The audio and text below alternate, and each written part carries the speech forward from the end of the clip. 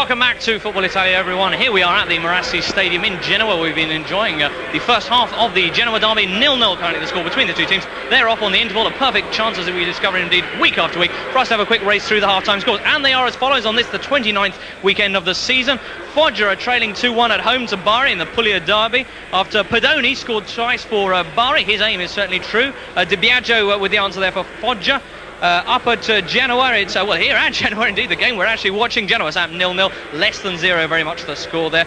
Inter 0-0 with Cremonese. There's no action at that match either, unfortunately. And Lazio against Cagliari. Lazio 0-0 with Cagliari at the moment, having a bit of trouble against Oliveira's army.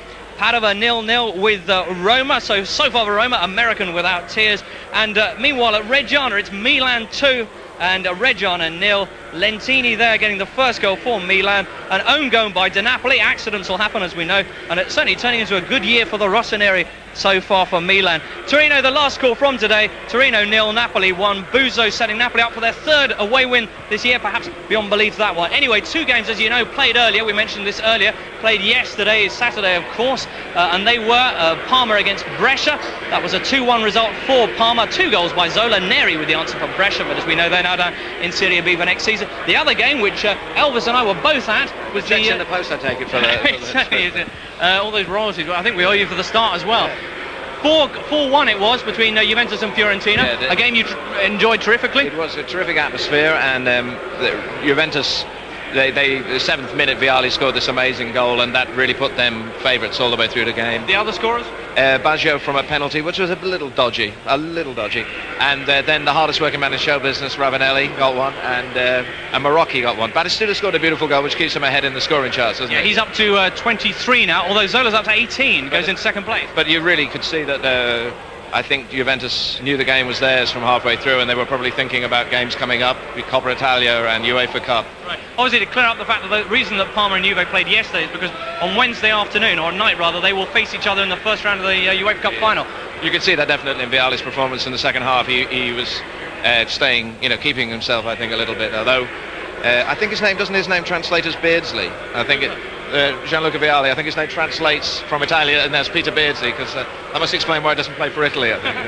Probably. Now, one final thing, and very briefly, it is fair that Juve win the Scudetto, isn't it? You're a big Juve fan. Oh yeah, I am. I think they look the champions, and even though the Fiorentina have Batistuta, most of his goals have been scored from penalties, so they show it well, a good proportion, and they show the skill throughout the team.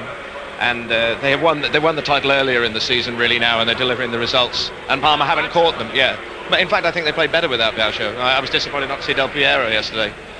A controversial note there. Unfortunately, you are a man out of time. We've just come to the end of this little part of the programme. Here we go to the break, after which we'll be joined by Paul Elliott, and, of course, looking at the second half of Genoa Sampdoria.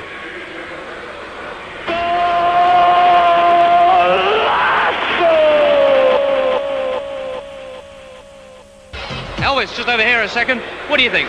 Oh, it was fantastic atmosphere. Obviously, I was disappointed. I wanted Samp to win, but they didn't really get their men in the box in the first half. And when they did start to play, they got ahead. But Genoa kept fighting, and as you can hear, it obviously means a lot to the Genoese fans that they're going to maybe stay up now. Well, maybe, yeah. I mean, it has been a battle that's been going on for years now for Genoa. It was a proper derby. It was a lot more like watching a Premiership game, maybe a mid-table Premiership game, than the game we saw yesterday. But the contrast was great. There were great skills from both sides, and there's some great mistakes as well. But wonderful saves from Zenga, and then beaten by great goal. So. You're a bit of a veteran of some of the derbies up at Liverpool at Anfield. How do you think this compares? A few, yeah. Well, obviously, they sing quite a lot of Paul McCartney songs here. I noticed that, so maybe there is a connection. I don't know. It's a little bit spooky. Ones, no, not yet. But who knows? We may be able to start that. You've done a lot to promote that. Okay, listen. Will you be coming back? Oh, definitely. Yeah, I'd love to come again. It's a wonderful atmosphere, and right from the beginning, with the respect for Fortunato, where they applauded him rather than a minute's silence. They were applauding him, which was a nice way to see him go out. It was very sad that he died, but then they picked it up, and it was a proper atmosphere that concentrated on the game and the matters in hand today. Okay. Lovely to have had you with us. Thank you. Also to Paul Elliott as well. Just time now to say that we won't be back on Tuesday night because Mezzanotte is now over for the season. We will be back on Saturday morning with the goals from yesterday's games and today's, and of course on Sunday with a live game which we're not sure what it'll be yet, but great fun no doubt. Anyway, here's the goals from today's game, and goodbye.